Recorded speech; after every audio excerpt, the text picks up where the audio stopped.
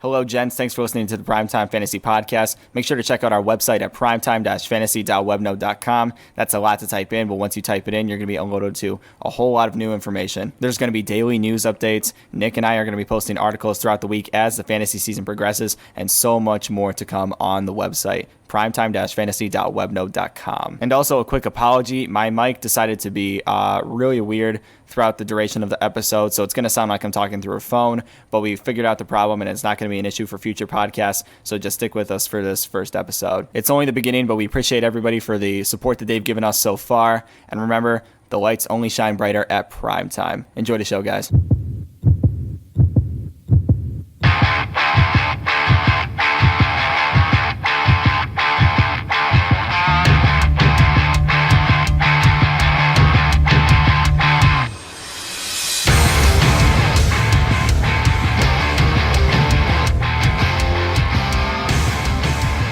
Hello, gents. Welcome to the Primetime Fantasy Podcast, the PFP. I am your co-host, Garrett. Excited to have you on for the first ever podcast. Hopefully there are many more to come. With me is my other co-host, Nick Castellian. How are you doing? I'm doing well. How are you doing? I am doing very well. I'm excited. I'm excited as well that fantasy football is coming back, and a lot of people are getting ready to draft, so we're here to help you out with that. Draft season all season long. Yes, all season long. First, we're going to get into some news and notes brought to us by Fantasy Insider, Nick Castellian. Why don't you go ahead with the news and notes for us this week? All right, well, this is about a week old now, AJ Green situation. What are your opinions on AJ Green? Why don't you tell them what's happening with AJ Green? Well, AJ Green was being drafted in the third round, and he had a high ankle sprain, and he did get surgery on it, so they're expecting him to miss at least one regular season game. And a lot of conflicting reports on it, which is interesting to hear. For something as not as simple, but as regular as a high ankle sprain is. Are you as worried about it as I am? Well, I'm not a big AJ Green guy to begin with. He's always been a little lower on the list than a lot of fantasy experts have him. I've never been a big AJ Green guy. He usually gets injured around mid-season, late season, right when playoffs are going to start. He's a guy that you really just can't rely on. So seeing him getting injured. What round would he have to fall for you to draft him? Be interested in the 6th, 7th round? Yeah, because his draft position's falling, and I would say 6 or 7, maybe 5 if I don't have a good wide receiver core, but.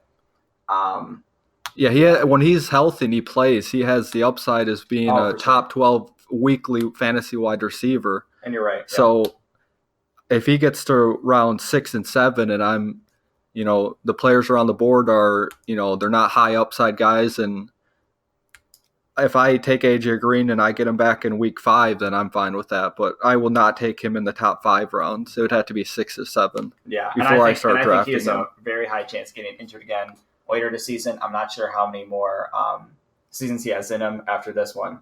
So, AJ Green. Yeah, but the key thing to point out with this ankle sprain is it's not on he has his left foot he's always had issues with. Yeah. And last year he had an issue with it. And this ankle sprain is on his other foot? Yeah, on his other foot. So, I mean, if there's anything positive here, it's not like he re-aggravated his left foot. So now he is, yeah.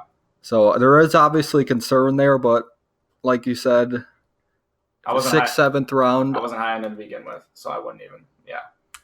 All right, let's get into Todd Gurley, and this is obviously the most polarizing player because I keep getting conflicted reports, and then I hear from Sean McVay that, and this is a quote from Sean McVay. He said, "We want Todd Gurley to be the same player he has been for us, and we're always going to monitor." Yeah, so do we. We want him to be the same. We want him to be a number one back. And he said, we're always going to monitor his health situation, which does kind of scare me a little bit because he's kind of conflicting what he just said. He wants him to be the workhorse, but they're always going to monitor his workload. So yeah, and then to not have any real report on him, and then see how he performed in the Super Bowl is. Well, I think he's healthy now. Healthy in the term of he is ready to go week 1. Does that mean he's going to carry the ball 27 times a game? No. I think he'll be down in the 17 carries. I wonder what his range will be. Yes, you're right on and that. So, I mean, I still think he can be productive, but I mean, it would have to take late second round, early third round before I'm interested in drafting Todd Gurley. I'm closer late third round, early fourth round on him, just because I am. Do you not think he'll be productive with 18 touches a game, or is it? I don't know. It's a lot of uncertainty, and I think in those early rounds, I'm looking for a sure thing. Are you trying to avoid the possible, week 8 he's out for the rest of the season? Yeah. You're avoiding that serious injury concern, and that's and we're gonna get into him later. But Melvin Gordon's another guy who, just like these unsure prospects are the guys that I really worry about in the early rounds, and just not people who I'm looking for to solidify my fantasy team on. Right. All right, let's get into Ezekiel Elliott, and this situation is another one to pay attention to. Jane Slater, Cowboys reporter for NFL Network, she does a good job. She was on Undisputed Wednesday, excuse me. Great show. And she said, and I quote her, can Zeke afford to miss game checks? Which is kind of a good point because he wants to get paid. He missed 6 weeks last year. So he didn't get paid for those 6 weeks. They get paid per week that they play. Yeah. And she went on to say, my thought is that he will return, and this will not be a Le'Veon Bell situation. So that kind of makes me feel better because she's not like an average reporter. She's actually plugged in, and she gets more access. Yeah. So I'm a little bit more comfortable with that. Would I take him in the top 3? No. He would have to be my 4th guy out of the top 4 running backs. He would not be taken over Kamara, McCaffrey, or Barkley, and especially in PPR. Yeah, Ezekiel Elliott is tricky prospect. I did not think about the financial aspect that Jane is coming from on that, but I think just a weird situation. Right, and the Cowboys are trying to pay Zeke, Dak Prescott, and Amari Cooper all at the same time. They're all talking to their agents, and they're all trying to get their deal done. And they're saying that like the deal isn't even close to being done. How many weeks do we have to wait until like we know, hey, we're ready to go? Is it like a Cam Chancellor situation where he goes, oh, you know what? I need to be back for my boys. I'm coming back. Right. So like you said, he's the 4th out of my top 4 running backs. Especially in PPR, I'm definitely not taking him top 3. Wasn't taking him top 3 to begin with, but really makes me wonder about Ezekiel Elliott. Yeah, this has kind of been a lingering issue with Elliott. It's always an injury, off the field concern. There's always something. Holding him back. Yeah. He has only his rookie year. He came in with, he's going to play. Yeah. So now you don't know. He's not suspended. He avoided suspension, and now it's just a contract situation. And so we'll have to see how that pans out. And you have to monitor that. Let's get into Michael Thomas. Obviously, he got paid $61 million guaranteed, which is the richest for a wide receiver. He got a $100 million extension for 5 years. What are your thoughts on that? It makes me feel really good because I think Michael Thomas is my favorite wide receiver because he's a guy, and Ohio State doesn't really produce a whole lot of like A1 prospects, but Michael Thomas comes in, he's not a distraction in the locker room like some of these Antonio Browns and Julio Jones and other guys are. He just walks in, he gets the job done. He's been reliable ever since he started in the league. It makes me happy to see him get paid. Just not even from a fantasy aspect, but just like to see, the wide receiver scale get reset. And so now everybody's going to have to follow him or up him on that guaranteed money. And I think the total is like $100 million over 5 years. Yeah. The extension was. Yeah. Just makes me really happy to see him get paid. This isn't even a fantasy analysis or anything. It's just I like Michael Thomas, my favorite wide receiver in the game, and happy to see him get paid. Right, and Michael Thomas is one of the most consistent fantasy wide receivers. For sure. He has a high catch rate. He gets targeted a lot. Drew Brees looks to him. They don't really have any other wide receivers there. Ted Ginn's washed up corpse is still around. I doubt he'll make the team, but he keeps hanging around. They And don't have depth at wide receiver. They tried to bring in Des Bryant last year. That was a failure. Is he still on the team? No. Des Bryant still on the team still? No. Do we want to check that? No, I think he's still on the team. No, he signed a 1 year, and he got injured in practice, and so yeah. But for Thomas, I have no concerns with Michael Thomas, and I would draft him in the early second round. I have him as my wide receiver 4 on the year, so I have no problem taking Michael Thomas. Yeah, he's like 4th or 5th on my range too. I wonder. I don't see any regression, but I also don't see him being wide receiver 1 on the year. I think he's going to be wider. He's kind of he's going to be wide receiver 3 to 5, I think. And he's just, what you're getting. He's going to be reliable every year. And he has a high catch rate. He's got good hands. Drew Brees' favorite target. Jared Cook was added to the offense, but he's not going to be, a real threat to steal away 180 targets this year. So, I mean, if you're in a fantasy league and you're in the early second round, or you're at that turn 12, 13. Late first round even, I think. Yeah, if you're at that 12, 13 turn, then yeah. If you come out and one of your picks out of 12, 13 is Michael Thomas, then you're set. You're good. You're set. All right, let's get into the last player on the news and notes, and that's Melvin Gordon. Jesus Christ. And this was a shocker. Not a shocker that he was holding out, because this has obviously been a situation, but I'm shocked he asked for a trade. Well, I mean, this is the Los Angeles Chargers. This is their organization. They miss out on like a lot of good practice time for some of these young guys because they're just greedy owners and don't want to pay. Like, remember when Joey Bosa he got drafted and they held him out until like. Well, yeah, they couldn't come to an agreement for a while. It was all the way to the. Yeah, because they're just refused to pay their good players. Joey Bosa still, he ended up signing, having a fantastic year, even though he missed training camp and all that. But this is what the Chargers organization is. It doesn't surprise me that they're not willing to pay Melvin Gordon. But just seeing the I want to be traded report and the Chargers saying no, we're not going to trade you, just real big shocker. Melvin Gordon falls way down on my list. He was around like 7 or 8 to begin with. I don't know where I'd be drafting him now. Austin Eckler is shooting up high on my list. Just a bad situation. I definitely, for fantasy purposes, you obviously touched on the organization and not wanting to pay him. For fantasy purposes, this helps out Austin Eckler a lot. And don't forget about Justin Jackson. Last year, he played mid to late season. He looked good. And so I don't think it's all Austin Eckler. They like Justin Jackson. Okay. The games that he played, he was efficient.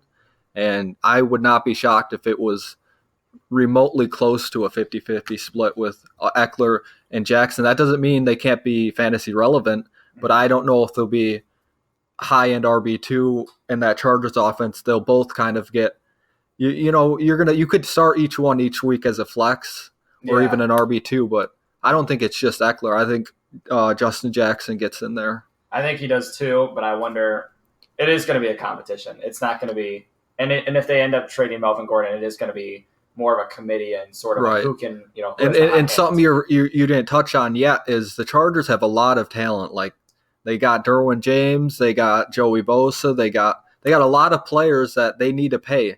So in the NFL world, the running back is viewed as expendable. So I kind of see where they're going at here. If they believe in Eckler and Justin Jackson, and they don't want to pay him upwards of $11-12 million a year, I understand it. I saw a report by Josina Anderson where he turned down a $10 million a year offer. So, I mean, gotta get paid. He obviously wants to get paid, and it's not going to be by the Chargers. And now, do I think he gets traded before the regular season? I don't know, and I'm scared off Melvin Gordon. I wouldn't draft him in the first 3 rounds either. If he does get traded, where's the best location? I would love to see him on the Tampa Bay Buccaneers. That's exactly what I was thinking. I think because there's no real competition. Ronald Jones has been a disappointment. James Winston can finally get a good running back. Yeah, Ronald Jones, disappointing. They were high on him when they drafted him.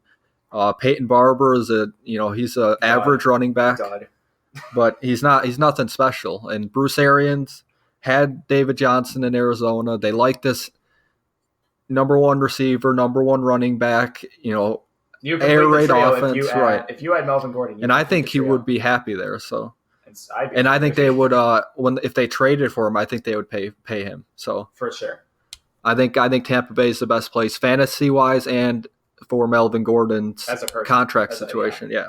All right, let's get into our 12-team PPR mock draft here. Yes. Garrett is picking in the third selection, and I am picking at pick 11. So we'll go pick by pick. We'll give you an idea of what you should be doing at each spot where we're at in the draft and kind of give you an idea of what the landscape is in fantasy this year. All right.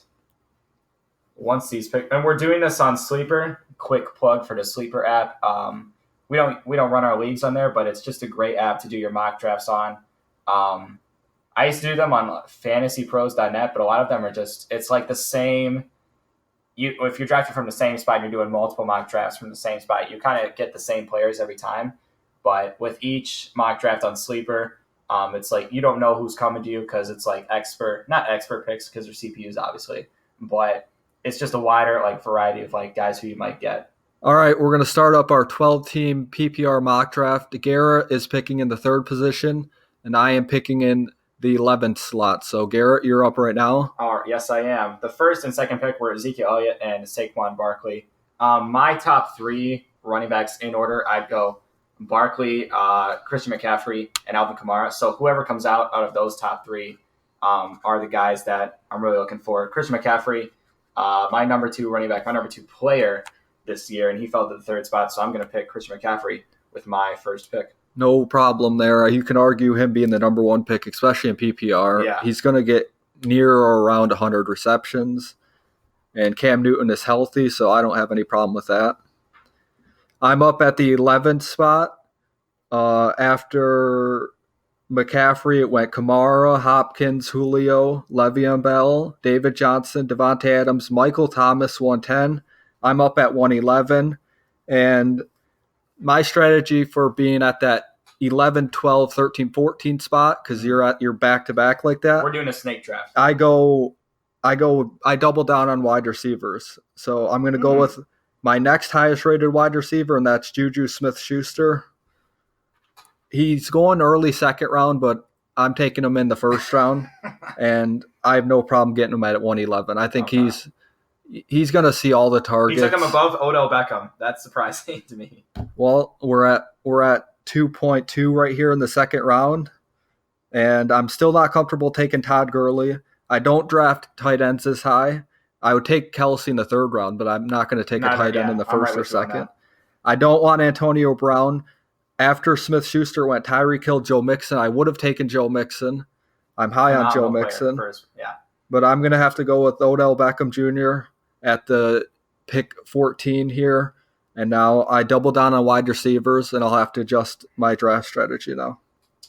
Oh, I thought you wanted to double down on wide receivers from the beginning. Is that not okay? Never mind. We are at 210.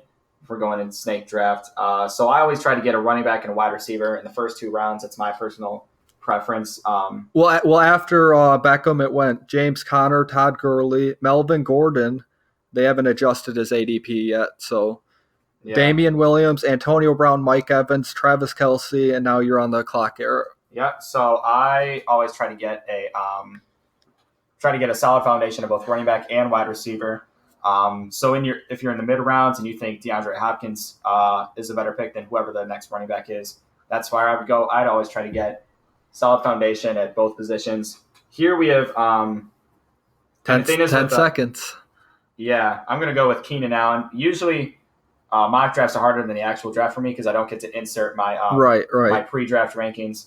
So it just gives me like a list of guys that they think are. All right, you're up again. Guys. After Allen, it went Dalvin Cook, Aaron Jones, T.Y. Hilton, Nick Chubb, and you're back up, Garrett. All right. And then a lot of people try to go with a guy like Patrick Mahomes or Andrew Luck, try to round up the trio.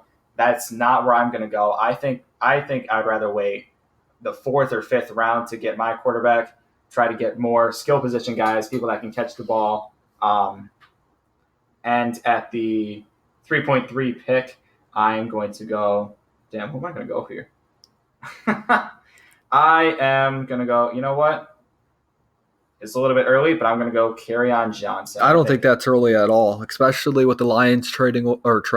They cut Theo They did Riddick, cut Theo Riddick. and I think that only shows their confidence in Kerryon Johnson. And Darrell Bevel even came out and said that they have no concerns about his workload. Do I worry about Matt Patricia not wanting to have one guy be the guy because he's coming from New England? They want the Patriots way, Okay. but that's no. I think Kerryon Johnson, the third-round pick, is fine for me. After Johnson went Leonard Fournette, Patrick Mahomes, Adam Thielen, Marlon Mack, someone I'm very high in. I wish he would have fell to me. Amari Cooper, Zach Ertz, Stephon Diggs. I'm up at 3.11. I went wide receiver. And this is actually pretty easy for me now. I'm up here. I'm not going to take Devontae Freeman. I concerned to Really? you. I'm concerned about his concussion history. I'm not going to take George Kittle. I like Josh Jacobs, but I'm starting to get higher and higher on this guy. I had him low on my initial rankings, but I'm going to take Derrick Henry. Really? I've adjusted him on my rankings. I think he's going to be in that that 12 to 15 area of running backs, so I have no problem taking him there. After Henry, it went Devontae Freeman, Josh Jacobs. I'm up here at 4.2, and I'm going to have to go with in the fourth round. I have no problem taking Julian Edelman in the fourth round. He'll be my flex option. I think he's going to, he's very consistent. He's going to be the number one guy. He's not a prototype number one receiver, but he's going to be the number one guy in New England. Getting Julian Edelman 4.2, I'm happy with that. He's my flex guy. Garrett, you're up. I would be happy if I had actual running backs and not Derrick Henry as my number one guy. I'm at 4.10, and I am thinking about a quarterback. There's still Andrew Luck, Aaron Rodgers, Deshaun Watson, those elite prospects on the board, but I think they're going to be there at 5.3. So I'm going to go with another Detroit player. I'm going to go with Kenny Galladay. I think he's going to be. You're not at all worried about the heavy run offense. I got to see it before. Marvin Jones actually being healthy. You're not worried about that? Yeah, I got to see the heavy run offense before I believe it. All right, let's get into the picks. After Galladay, it went George Kittle, James White, Calvin Ridley, Andrew Luck. Garrett, you're back up at 5.3. Are you taking Deshaun Watson? It is tempting. It is very tempting to take Deshaun Watson. Looking at some of the tight ends on the board, we still have O.J. Howard, Evan Ingram, Hunter Henry. Some of those, not elite guys, but like guys that can get you solid week-to-week points. To answer your question, yes, I am going to take Deshaun Watson. There are obviously concerns with his knee, but I am very confident that he's going to be able to stay healthy. Well, he looked healthy. He was healthy as far as his knee injury was last year. He played through a rib injury, but I don't have any concerns about his health. I think he could be quarterback one at the end of the year. I think he's that talented. After Watson, it went Chris Carson, Cooper Kupp, Jarvis Landry, Tyler Lockett, Kenyon Drake, Aaron Rodgers, Tyler Boyd. I'm here at 5.11, and I know what I'm doing here. I don't love Sony Michel and PPR, but I have my wide receivers. I have two elite wide receivers. I'm not worried about getting enough catches each week. So I'm going to go with Sony Michel. I got two running backs, so they're not really involved in the pass game. I'll have to address that later in the draft. But I go Sony Michel. He's a touchdown machine. He was a touchdown machine at the end of the year for New England. I don't see that changing.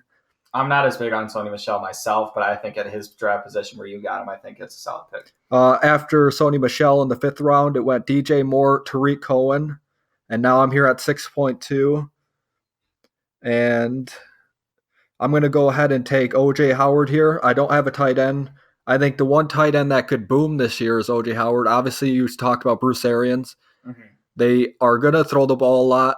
O.J. Howard's a very talented player. He might be the talented player. One of the most talented tight ends in football, along with Kelsey. He just doesn't get the ball enough. I think they address that. I take him 6.2. After O.J. Howard, it went Evan Ingram, Rashad Penny, Hunter Henry, Alshon Jeffrey, Mike Williams, Lamar Miller, Christian Kirk, and now Garrett, you're up here in round 6. Yeah, I wish I got one of those tight ends. It's like, I guess there's a run going on tight ends. I'm going to go with Jared Cook. He is one of my undervalued guys this year, and I think he's someone who might end up being not the number two receiver because You think he'll be a tight end, like mid-tier, like 5, 6, 7 ranking at the end of the year? I have him ranked 7th Yes. beneath everybody else who's already been taken. All right, after Cook, it went Dante Pettis, Robbie Anderson, Baker Mayfield, Tevin Coleman. You're up here in round 7, Garrett. I might. This is tough because when it gets to the later rounds, it's tough to see what the real valuable wide receiver and running back prospects are, especially in these mock drafts. I'm going to double down on tight end. I'm going to go with Eric Ebron.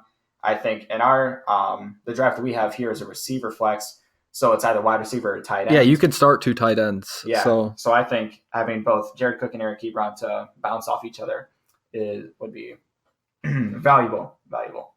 All right, after Eric Ebron, it went Matt Ryan, Allen Robinson, Carson Wentz, Drew Brees, Will Fuller, Austin Eckler, Daryl. That's a great pick. 7.10, Daryl Henderson. I'm here. I was going to take Daryl Henderson. I got to adjust. And I need running back help. I need running back pass catching help a lot. And so I got to quickly look through here. I don't see anyone that can help me out in the passing game. And so I'm going to have to Kareem Hunt? Just kidding.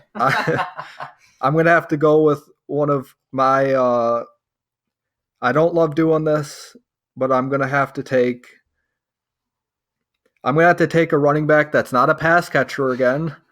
But I need my wide receivers are set. I know you're going. I'm going with Jordan Howard. Oh, I don't love the pick, but he is the RB1 to start the year. I thought you were going to go with Geis. I think Adrian Peterson, even though he's 40 years old, I still think he has a role. I think he still has a role. So I go Jordan Howard, Larry Fitzgerald, Darius Geis. I'm here at 8.2. Again, I don't love my options here. If AJ Green were here, I would take him. The earliest I ever take a quarterback is around 8. Really? That is the earliest I'll ever take a quarterback. And so I'm going to go. Which could work out. So I'm going to go. I'm going to go Cam Newton here. So I take Cam Newton 8.2. Great pick at 8.2. All right, Garrett. Honestly. I mean, you have to actually pick him. It's not showing up on my. Yeah, I picked. All right, Garrett, you're up. I am up at 8.10, and some of the prospects.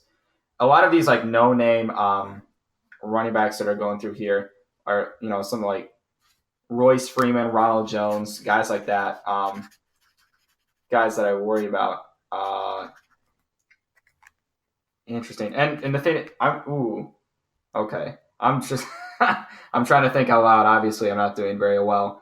At 8.10, this might be considered a little bit high. I'm going to go with Marquez Valdes-Scantling, MVS. You think he's the number 2 receiver in that offense? I think he's very much the number 2 receiver in that offense behind who's the number? Oh, Devontae Adams, of course. I think he's a guy that could very well. I mean, Aaron Rodgers said himself he's having a great offseason. He's one of the more undervalued guys, and I think he's going to end up having a great year. So after Scantling, Sammy Watkins went, Marvin Jones, Miles Sanders, and N'Keal Harry from New England.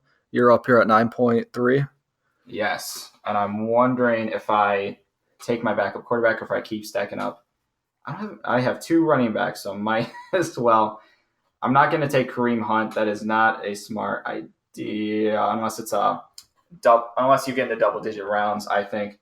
I'm going to go with the rookie. I'm going to go with the Damian Harris from Alabama. I think he's a guy that ends up getting a good amount of touches. I know Sony Michel, James White are there. He will be involved in the offense at some point, but how much is he involved? I don't know if he's an unknown, and I kind of like that because there's a lot of upside to that. All right, I'm up here at 9.11. I already got my quarterback, and I got all my starting positions, so now I'm trying to build depth here. And so I'm going to go – this guy always gets talked about. They always say – the Texans always say this. He's going to step forward this year. He's battled injuries. He looked good last year that he played. I don't love Lamar Miller. I said I like him if you're drafting him as a depth piece, flex option, but I think Deontay Foreman has the potential to take over that backfield, and I need running back help. So I get him at 9.11. After Foreman goes Jared Goff, Jalen Samuels, and I'm right back on the clock. Samuels is a guy who might get a lot of touches this year. I mean, I don't buy into the 50-50 from the report that him and James Conner are going to be 50-50 this year, but I think he's a guy that could get very involved in the offense. I'm back on the clock, 10.2. I was a little bit. I didn't know where to rank this player because he had an injury last year at the end of the year. I didn't know how healthy he would be. He's got a new quarterback who's, Joe Flacco is he's a passing he's a decent passer. He's nothing special, but I'm gonna have to go with Emmanuel Sanders here, round 10. I think that's great value for Emmanuel Sanders when he's healthy. He produced last year. And he's still the number one receiver Low in that ceiling, offense. high floor, you know what you're going to get out of him. I think that's a good pick. After Sanders went the Rams defense, Curtis Samuel, Cortland Sutton, Kiki QT, Jerick McKinnon, Austin Hooper, Golden Tate, and Garrett. You're up here at 10.10. Excuse me. And now that I see he's on the board, it's a no-brainer. I'm picking Adrian Peterson. I think he's a guy who I don't have anything wrong with that. Very high chance of winning the job this year. He is 45 years old, but I think he can still. Well, he produced last year, so yes, it's not like he was inefficient. After Adrian Peterson went Phillip Rivers, DK Metcalf, someone I have as a sleeper. Ito Smith, Carlos Hyde, and Garrett, you're up at 11.3. Who see, you got? Now I'm kind of wishing I didn't take Ebron earlier because I'm seeing TJ Hawkinson on the board, and if he's on the board at the 11th round, I think he's. You think he's gonna be a receiving? You think he's gonna? You think he's going to be a big threat in the passing game year one? Yeah, I'll go on record. I think he's going to be offensive rookie of the year. All right. Nick's looking at me. I think. I mean, he's a good football player. He's a guy we're going to know his role by around week 4 and whether I'm full of crap or not. But I think he's someone who could definitely get involved. I'm not saying he can't be a really good receiving tight end in his career, but year one is always a tough year for any wide receiver, tight end, having to, deal with defenses, man coverage, zone coverage. I have no problem with you taking Hawkinson there, but. Oh, and I ran out of time. It picked Jameis Winston for me. He's a guy who could easily be a top 10 quarterback. I think if Bruce Arians is able to get inside his head and really, work out some of the kinks that past coaches haven't been able to work out, he's someone who could definitely go in the top 10 quarterbacks this year. Not my ideal backup, but I think he's someone who has a lot of potential. All right, I'm at 11.11, and there's a defense on the board that I don't really take defenses high. Jeez, I normally take them with my last 2 picks with the defense kicker, but this defense is very intriguing. I love the piece they have on their defense. I love they drafted Derwin James last year. He was tremendous. I'm going to take the Chargers defense and special teams, 11.11, and that's a defense that I will be holding on to all year long. After the Chargers goes the Ravens defense, and now I'm up here at 12.2, and I need running back help bad. So I'm going to have to dip into running backs here, and I'm going to go with the Buffalo Bills running back David Singletary. It's Devin Singletary, excuse me, but the reports out of that is he is getting the number 1 reps. So I get him at 12.2. Yeah. It's a flyer. He's a guy that I would take a lot higher than that. And he's going to be someone who I think ends up winning the job in Buffalo as well. So I have no problem getting him at 12.2. Garrett, you're up in around 12. What are you doing 12.10. And I'm going to take the rookie wide receiver from Indianapolis, Paris Campbell. Rookie wide receivers, similar to, you say that they usually struggle. I think he's someone who could. Well, he's also in a very good offense, so it's not like he's, Hawkinson is in an offense where they're going to run the ball a lot. So, and they do have Kenny Galladay, Marvin Jones. There's so many, there's so many above average players on this offense that I can see Hawkinson having a average year receiving, 5-6 touchdowns. I don't think he'll be a Pro Bowler year one. Neither do I. And so with Campbell, you're kind of taking a flyer, but he's in a high rate offense. Andrew Luck, good deep ball. I have no problem there. Calvin Ridley, obviously Calvin Ridley's going a lot higher, but any rookie wide receiver this late is a good flyer to take. I am at 13.3.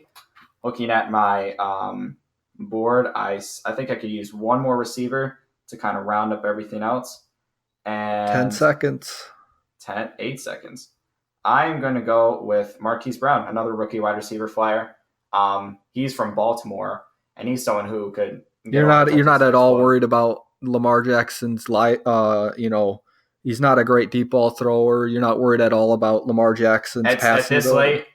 this late in the game, I'm not really concerned about guys who have high upside and guys I'm just taking flyers on to fill out the bench.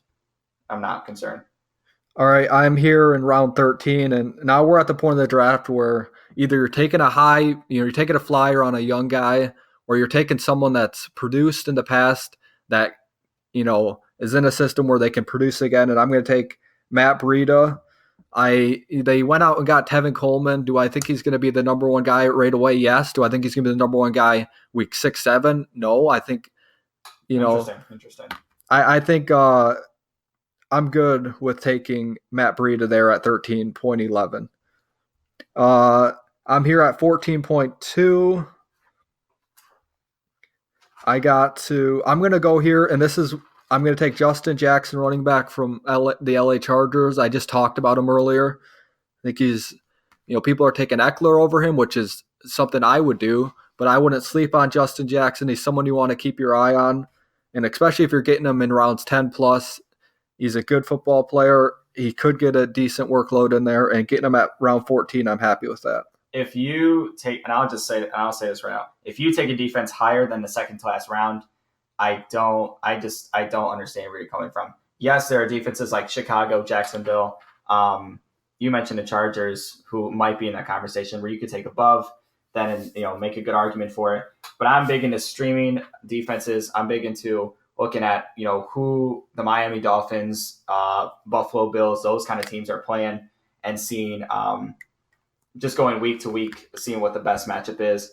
So I'm going to go with, because Miami's week 1 opponent is taken already in Baltimore, I'm going to go with Buffalo's week 1 opponent, which is the Jets. Yes, it's questionable to take the Jets defense, but in a questionable offense like Buffalo, that's the way I play defenses in fantasy. I'm much more comfortable. Like I said, I don't love taking defenses high. I like getting my bench pieces, but the Chargers defense is fast. They get a lot of turnovers. They're up and coming defense, one of the best defenses in football. I have no question they're going to get sacks and interceptions, so I have no problem at round 11 getting them. And then I'm at 15.3. After that was Jake Elliott, kicker, Jimmy Graham, Steelers defense, and Traquan Smith from New Orleans. So now we're rounding out with kickers. A lot of people don't talk about kickers. This is the only time we'll ever talk about it all year long. Take kickers with the worst red zone percent, like their team has the worst red zone percentage, because that means they're settling for a lot of field goals. They're not able to get into the end zone to get touchdowns. Or you can take a kicker whose team scores a ton of touchdowns, and then you get all those extra points from touchdowns. And so I'm going to take Robbie Gould, and last year San Francisco had the worst red zone percentage. Granted, that was without Jimmy Garoppolo. But just looking week by week, seeing who has the worst red zone percentage will definitely help you out. All right, and kicker to me does not matter. I take any kicker, so I'm just going to take Jason Myers, the kicker from Seattle. I don't need to get into talking about kickers, This will be the only time we talk about kickers all year long. But let's get into our teams really quick here. All right, so I'll go over my team really fast. Sounds good. And so my quarterback is Cam Newton. I got him around 8.2, so that means the second pick of the 8th round. Yeah. I got Derrick Henry, someone who initially I had lower on my rankings, but after looking at the end of season numbers, looking at what they say about Derrick Henry, he's a beast. He's going to get the goal line carries. Do you think he's an RB1? Yeah, I think he could be I think he can be an RB1. I think right now he's in the 13 to 15 range. Right, so I think he's just outside the RB1. He had a very good end of the year last year, and Derrick Henry as my number 1 running back after I have Juju Smith-Schuster, Odell Beckham. I have no problem with that. My second running back is Sony Michel. Got him in the 5th round. Again, PPR, so Michel fell a little bit further than he would in standard. Again, Michel is the touchdown back there.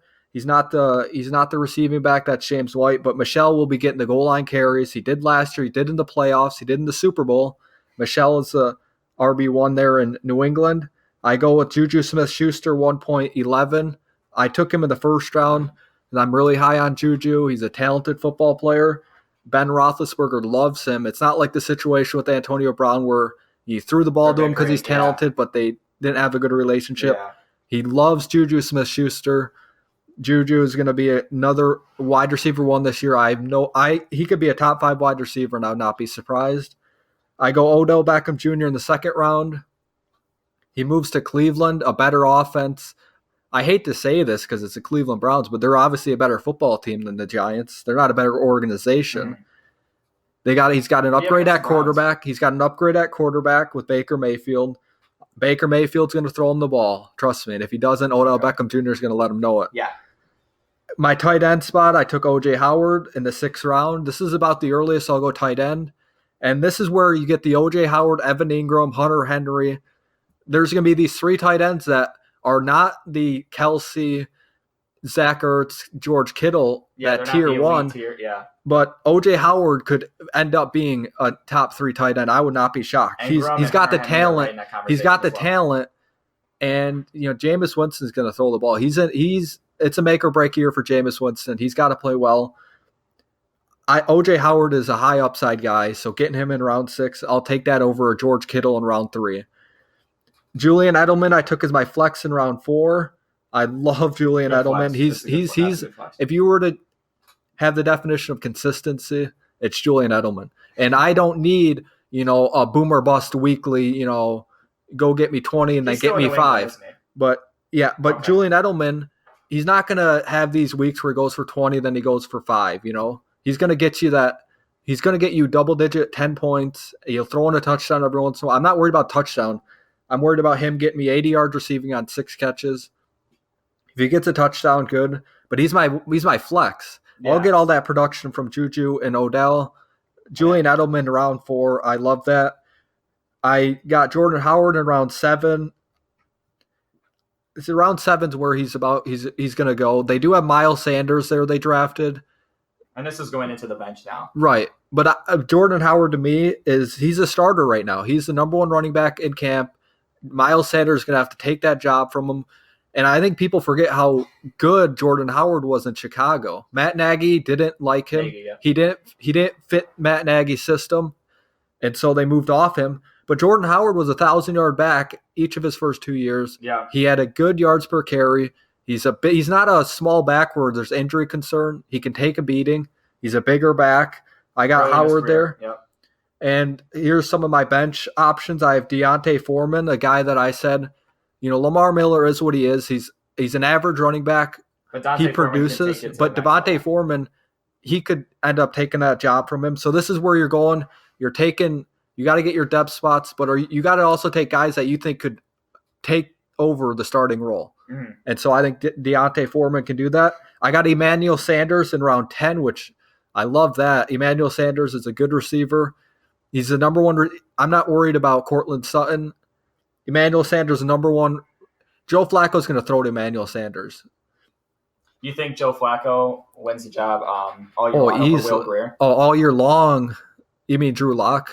All year long, I don't know, but I know week 1 it's Joe Flacco. And Joe Flacco is going to throw to Emmanuel Sanders. Okay. They're veteran connection. Do you think a switch comes place eventually, or not this year? I don't think. I think they're going to redshirt him this year, but I can see him moving off Joe. Yeah. I can see him moving off Joe Flacco at the end of this year.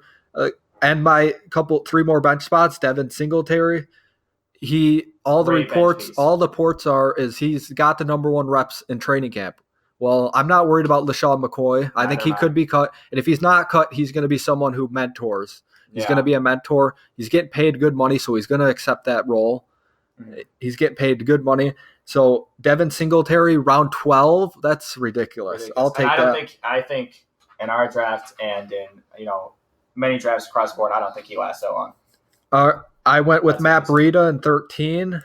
Matt Breida against someone who he's talented, but he's not he's not RB1 right now. He's got to deal with Jerick McKinnon. He's got to deal with Tevin Coleman.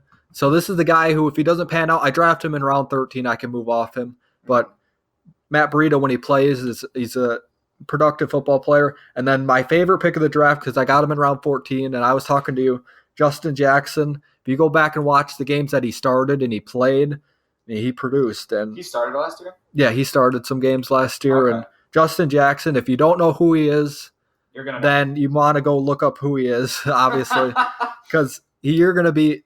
If you just watch the games. I remember watching him against Pittsburgh. He started, and I was like, now I'm wondering, like, yeah, I see why they're not paying Melvin Gordon, because Eckler is serviceable and Justin Jackson is talented. And so if they need to pay everyone on defense, I see where the Chargers are coming here. Justin Jackson, Austin Eckler, I think they hold down the running I'm back. not giving him a pass for not paying Melvin Gordon, but are you going to talk about the defensive kicker? Yeah, and I drafted the Chargers defense in round 11. I don't normally draft defense before the last 2 rounds. But I have 2 defenses that I love. I have the Bears as my number 1 defense, and I have the Chargers. The Chargers are high flying. They go get turnovers. They get sacks. The weeks they play Kansas City, they're obviously going to give up points, so I won't start them then. But I have no problem this is the defense I'll start 12 weeks probably, give or take. So the weeks they play Kansas City or they play Tom Brady, I'll pass on starting them that week. I'll find someone in the waivers. But the Chargers defense round 11, that's fine with me.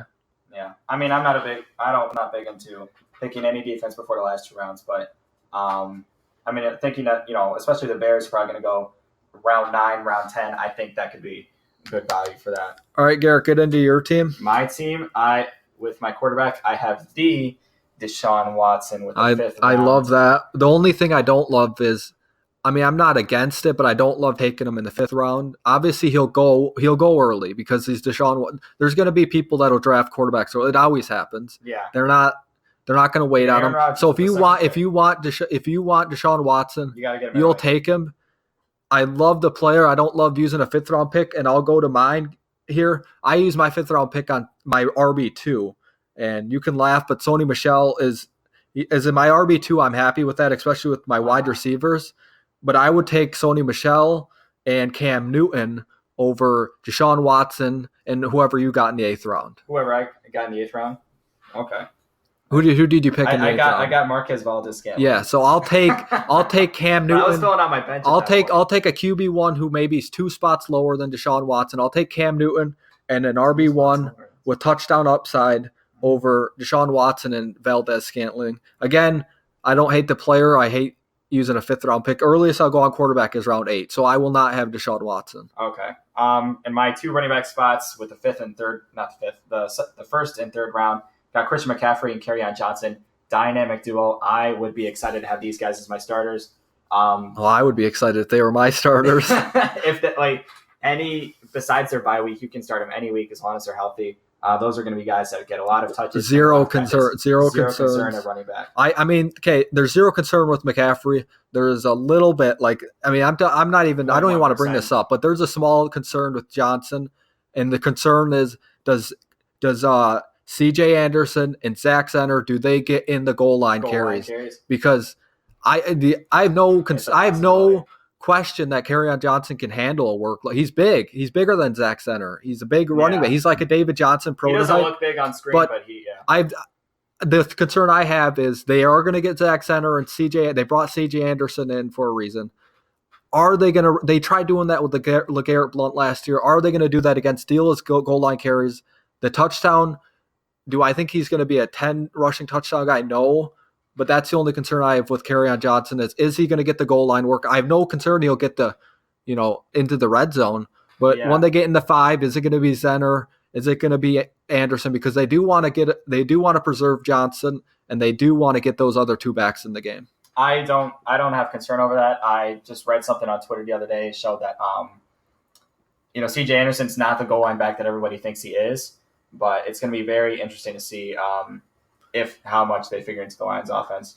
With my wide receivers at the 2nd and 4th round, I got Keenan Allen and Kenny Galladay, 2 very solid options. You can start them against most defenses, with the exceptions of the Bears for Galladay and they don't really have the Chiefs is a good defense, but I don't really have a top. No, Allen's someone you start every week, and even if you're going to start Allen every week because he's talented enough where he can boom. He's going to get Allen's a guy. He's one of those guys you don't Consistent. sit. He's going to be one of your 3 starters on either wide receiver 1, 2, or your flex. He'll be a starter every week. My tight end is Jared Cook. He's a guy I think one of the more undervalued prospects this year. I think he's going to get a good amount of touches and a good amount of red zone attempts in the New Orleans offense. I picked him in the 6th round, and in the 7th round, I got my flex position, which is Eric Ebron, kind of doubling down on that tight end position. You're not at all worried about touchdown regression. He had 13 touchdowns last year. I see not even a drop off. I see a serious regression where he could be at 5, 6 touchdowns. I think Jack Doyle is going to be It's going to be interesting to see how Jack Doyle fits in that offense, especially with Eric Ebron getting all those touchdowns last year and seeing like how much this is regression. Right, he fits in that offense. They know how to use Eric Ebron. Yeah. So there's no concern about do the Colts know how to use him. The only concern is I don't see him getting double-digit touchdowns again. I don't see that happening. His range is going to be from like 7 to 9. I think if you're talking touchdown regression for any player in fantasy where, not quarterback, because the quarterback can touchdown regress 10 and then it can happen. But if you're talking positional player, wide receiver, running back, tight end, I think the biggest touchdown regression is Eric Ebron. I think, yeah. And he's going to be getting more like 6, 7, 8, 9 touchdowns. No, I don't even think he gets that. I think he's 5, 6 at most. Oh, wow. And we'll see at the end of the year. But I don't see. He had 13 last year. That is unsustainable. All right, yeah. And then going into my bench, I have Marquez Valdes-Scantling. A lot of my bench guys are I picked these guys in between the 8th and 13th round. These are guys that I'm taking flyers on. Waivers are going to prove to, I'm going to be grabbing off the waivers, seeing guys that, pop off week by week and just seeing just who's really popping that week. So going to my bench, I have Marquez Valdes-Scantling. I think he's going to be the number 2 wide receiver in Green Bay. Maybe not week 1, but later in the year, I think for sure once he gets going. You think he's ahead of Geronimo Allison as far as? Oh, for sure. No question. For sure. I think, well, everybody's saying it's an even race. I think he has more talent than Geronimo Allison does. At the 9th round, I got Damian Harris from New England. He's a guy I'm a little more concerned on because of Sony Michel, James White. I do think the Alabama product gets a little more carries than what people are projecting. But I think he's behind. I think he's on the depth chart as far as he's behind Michelle and James White. I think on roll. Yeah. And so but you took a flyer on him, so it's not like you're expecting him to be your starter week 1. You can have him on your bench, and he's a guy where he's a rookie. And he's someone that I would hold on to throughout the year. And you may say, well, he's had 8 weeks of just bad production. Well, that doesn't mean the Patriots won't say, you know what? Patriots switch guys. You know what? We're week 12. We're week 12. We want to preserve Sony Michel because we're going to make the playoffs. We're going to need Michel, especially in the playoffs. The Patriots do it every year. They ground and pound. Everyone thinks it's Tom Brady throwing 40 times. It's ground and pound, wear defenses out, fourth quarter. Tom Brady, no huddle offense. Especially and Tom Brady will work the defense when they're tight. You've seen it with Kansas City last year. Kansas City in fourth quarter and overtime, they could not stop Tom Brady. And so that's what the Patriots do. So Damian Harris, someone who week 11, 12, 13, maybe Michelle takes a little step back, and that's where Harris steps up. For sure. 10th round, I got Adrian Peterson. Great value pick.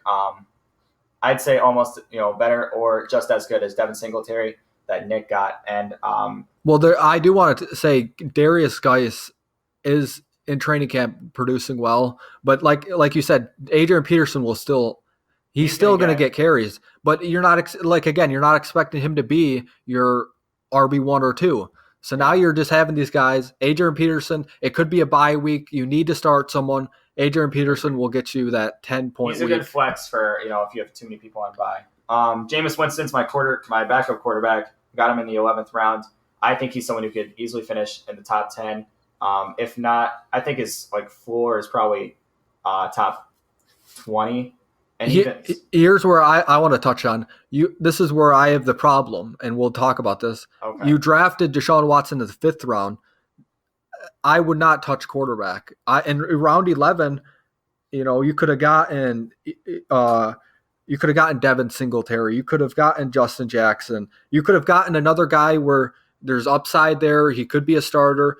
I would not have taken my quarterback too, especially if I have Watson, who I know is going to be a stud quarterback for the entire year. I'm not starting Jameis Winston over Deshaun Watson any week. There's no week where I'm starting Jameis Winston over Watson. So if I had any critique on that, I would have taken a positional player, not the quarterback, because you already used high draft value on Deshaun Watson. If you have concerns about Deshaun Watson's health, you want another quarterback, then draft him in the. You can get Jimmy Garoppolo, Josh Allen, Lamar Jackson in round 14, and I would start Deshaun Watson every week. Doesn't matter the matchup. So as long as he's healthy. So would I. And that's just one thing you got to remember. I was talking about Hawkinson for so long that they auto picked Jameis Winston for me. So that's part of the reason why he's here. But I wouldn't be mad if I had Jameis Winston in the 11th round, even with Deshaun Watson at the starting quarterback.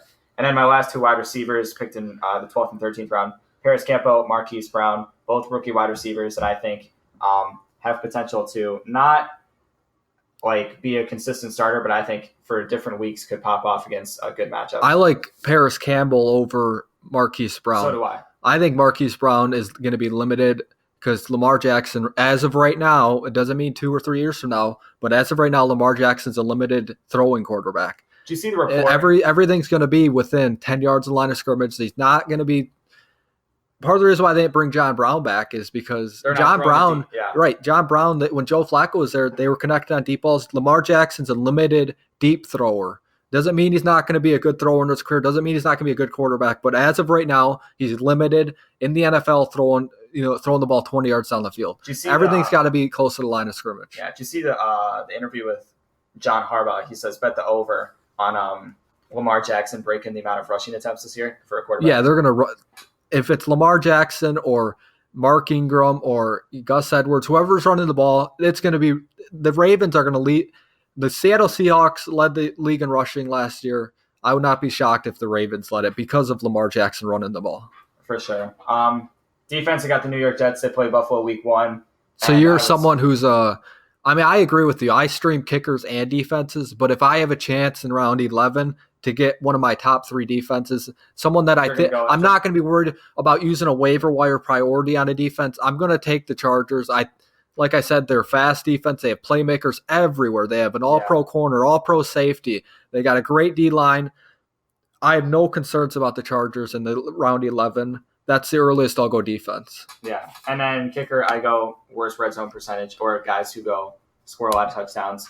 This is the only time we'll ever talk about kickers, so you don't have to tune in next week where we talk our top 25 kickers.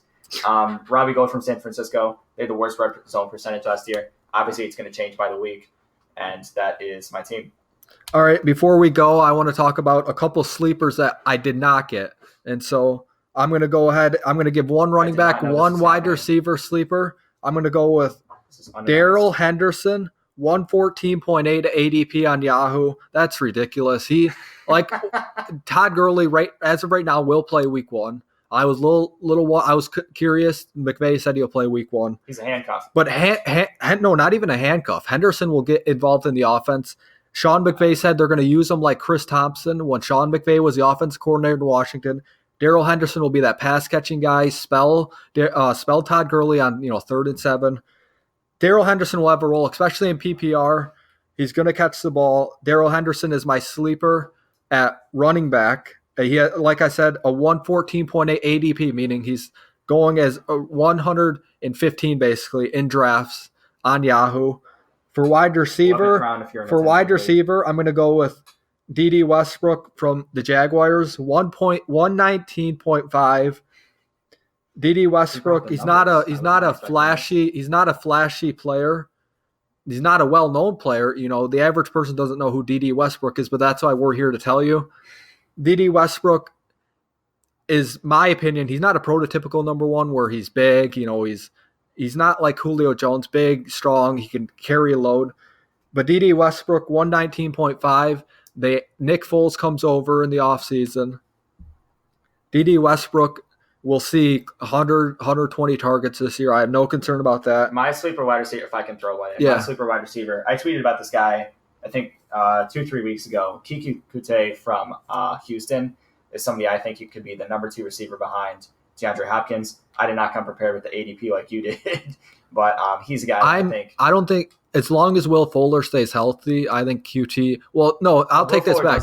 But QT, no, but QT, he's the starting slot receiver, so that's not that you're not wrong here. Yeah. The Texans will play a lot of 3 wide receiver sets, so even if he's not the number 2, he's still the slot receiver. Mm-hmm. I agree with you. He's a sleeper to me is anyone outside the top 50, 60 picks, someone that the average person's not going to know. Yeah. But that guy that can help your team, maybe not win a championship, but help you win week to week, give you good production. And so QT, he's a starting slot receiver. He flashed a little bit when he was healthy. Him and Will Fuller have had injuries last year. They're behind Hopkins in the depth chart, but they still will have a role in that offense. And obviously you touched on Deshaun Watson. Yeah. N'Keal Harry from New England's another guy I'd put in there too. You think as a rookie they're going to get him heavily involved? Well, I mean, because I think he's firmly like way behind Julian Edelman. I don't think Demaryius Thomas makes the team. They did sign him in the offseason. Demaryius Thomas, I don't think he'll make the team, but I don't think a rookie wide receiver in New England's gonna boom. But so you said sleeper, someone you can draft, stash on your bench. I think more of rookie wide receiver, like you said, Paris Campbell. But a guy I love, and they're not in a high rate passing offense, but he's a athletic freak, is DK Metcalf. He's someone I would draft late, hold on to. Russell Wilson and him have been working out in the offseason. Russell Wilson said he is an absolute stud. So, all right. And then do you have any more, or is that it for your sleepers? Obviously, we touched base on Eckler and Justin Jackson. One other guy before we go is going to be Deshaun Jackson. He's a well-known player, but the sleeper means average, where you're taking them in the draft. Deshaun Jackson, average draft value 119.1. So he's going there right with D.D. Westbrook. He's going back to the organization where he fit best at. He didn't really fit with Tampa. Washington was up and down. He goes back to Philly. He's the deep threat option. Alshon Jeffrey, he's limited injury-wise. Mm-hmm. They did draft J.J. Arcega-Whiteside, but I think Deshaun Jackson's the deep threat in that offense. It's obvious he is. And Carson Wentz, given healthy, he's going to want to go out there and prove that, this is my team. This isn't Nick Foles. This is my team. And Deshaun Jackson, getting him at pick 119.1, that's a value there, and that's why he's a sleeper. I agree with you. All right, guys, thank you for joining us for week 1 of our podcast. Next week, we will be talking about running backs. So I hope you join us for that. Thank you.